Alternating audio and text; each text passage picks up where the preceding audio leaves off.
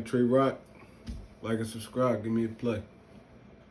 I just got done watching my 76ers beat the Sacramento Kings 112 to 119. And I like what I see, man.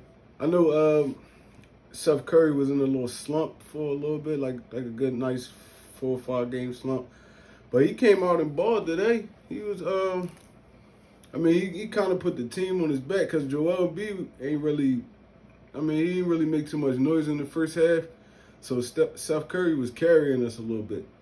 I like what I see. I like what I see from my team, but like this stretch right now is going to tell us a lot about the Philadelphia 76ers because we got a 4-game West Coast swing where we play Portland again, we play Utah, and we just played Sacramento, and it's another team in there. I can't remember right now, but it's a nice little 4-game West Coast swing. I feel like we could, if we go 3-1 or 2-2 in this swing, it'll put us in a good position. We're already on the top of the East right now with the #1 record.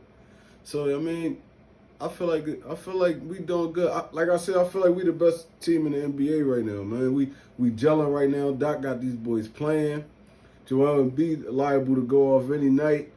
It's just we got to get Ben Simmons to the point where he's more aggressive, man. He like don't really show up in big, like he'll beat up on bad teams, but he don't really show up in big games. It's like he's scared. It be looking like he's scared sometimes, but maybe it'll get better as he go on through the season. But I like what I'm seeing from my boys right now. I don't really got too much bad to say about them, except for like I hate that we keep giving up big lead. Like we'll be up like 16 points, and it'll be like a 5-minute stretch where we let them come back and bring it to like that's what happened with Sacramento just now. Like we was up 14 at one point, and they was up by 6 at the end of the half. Like how you let them come back that fast? But we got the win. That's all that matters. There's a lot of basketball to still be played, but like I said, overall, I like what I see from my team, man. Hopefully we can carry the momentum into the playoffs or whatever. But I want to get into some Eagles stuff too, man. Philadelphia Eagles hired a new assistant head coach and running back coach. His name is Jamal Singleton. I'm going to give y'all a little rundown of where Jamal Singleton been in the football world. He started off at Air Force. He stayed at Air Force from 2000 to 2010, where he was an assistant and a running backs coach. He went to Oklahoma from 2011 to 2014, where he was a running back coach. He went to Arkansas for a year, 2015, where he was a running back coach and a special teams coordinator. And he had stints in the NFL where he was with the Colts from 2016 to 2017.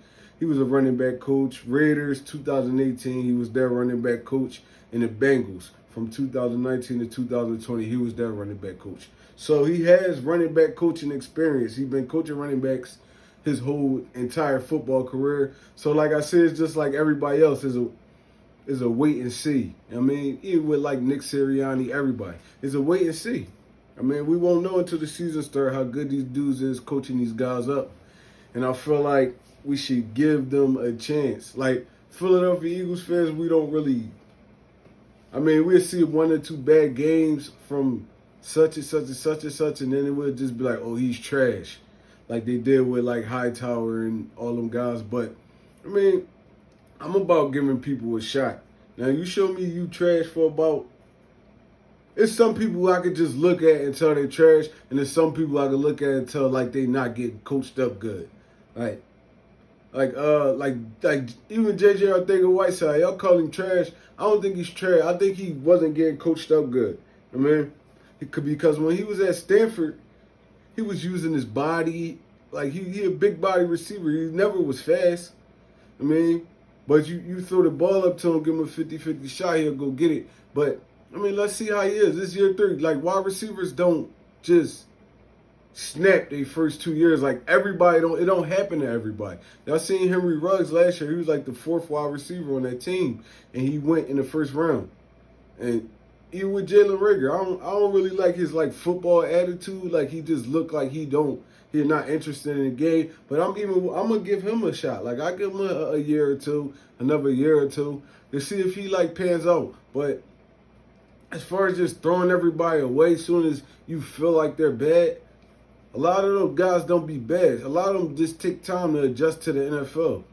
But I mean, people that's not football people, they just go out the name, they wouldn't know that. I mean, like when you see guys like Julio Jones, Odell Beckham, Justin Jefferson, guys like that, they came in the league and was balling, but that's not the case with everybody.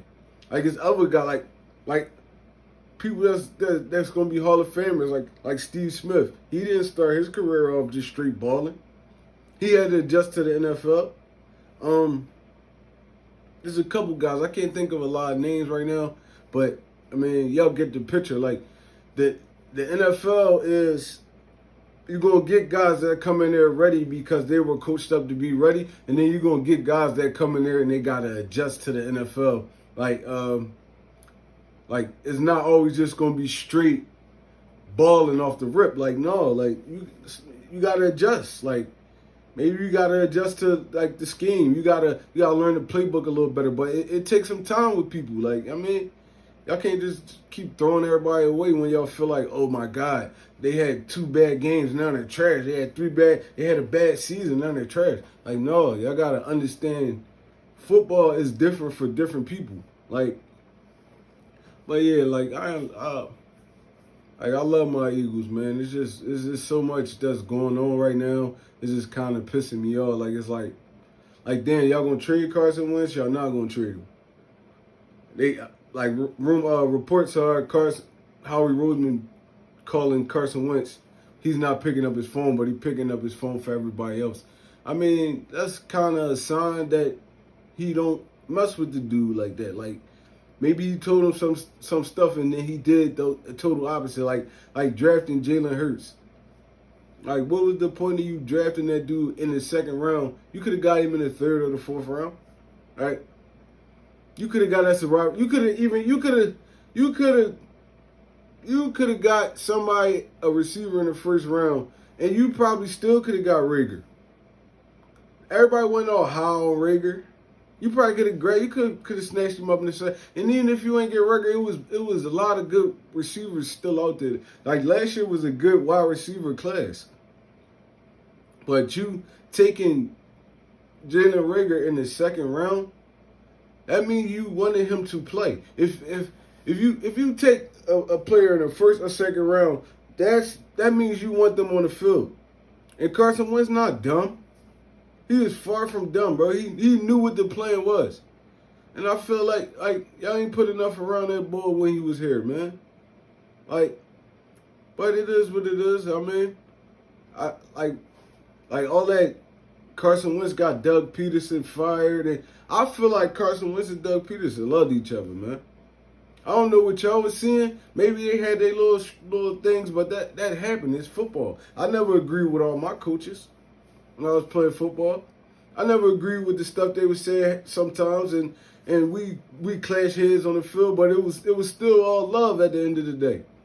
I mean, I could go up to them after practice and we'd talk for an hour. But y'all don't know what be going on behind the scenes. Y'all just try to say y'all look at field etiquette. Like, no, come on, bro. Like they grown men. This a grown man. That's a grown man. They got their opinions. You might not like it. You gotta listen to your coach. But I mean, if you don't like what your coach said, y'all gonna have little disagreements and stuff. But I mean, it is what it is. Like, I mean, it's the game of football, man. Everybody got their opinion about something. Like I seen 2 Hall of Famers arguing on the sideline because the center was called like, let's run the ball. Y'all know I'm talking about Peyton Manning and Jeff Saturday. They got, like, y'all could go on YouTube and see it.